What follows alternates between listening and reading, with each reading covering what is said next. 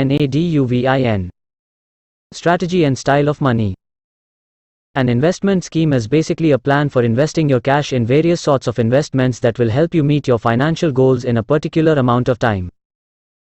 Each sort of investment contains individual investments that you must select from. A clothing store sells clothes, but those clothes consist of shirts, pants, dresses, skirts, undergarments, etc.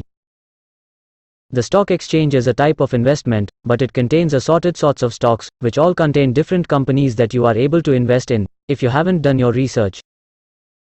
It may quickly become very confusing, merely because there are so many assorted sorts of investments and individual investments to select from.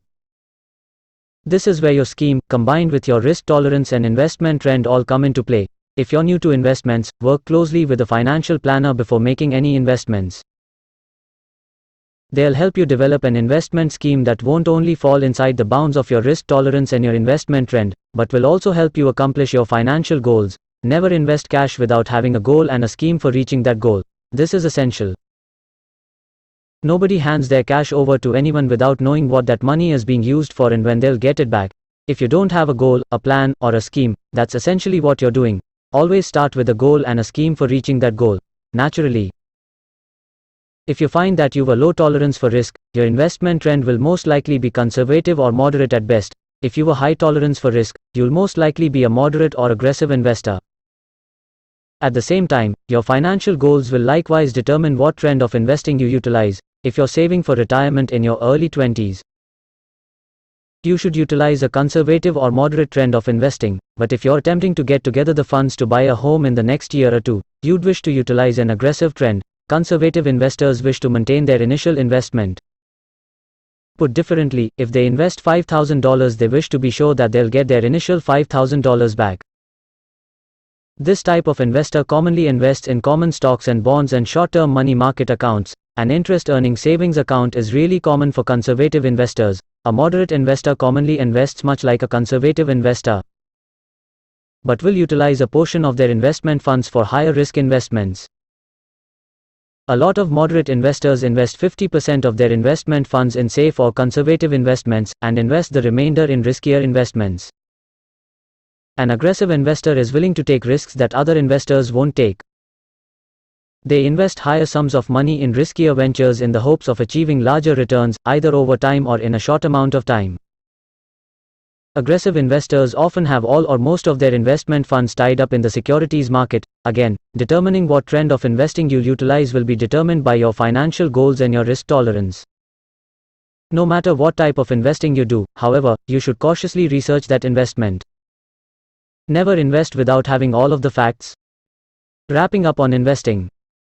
Along the way, you may make a few investing errors, however there are huge errors that you absolutely must avoid if you are to be a successful investor.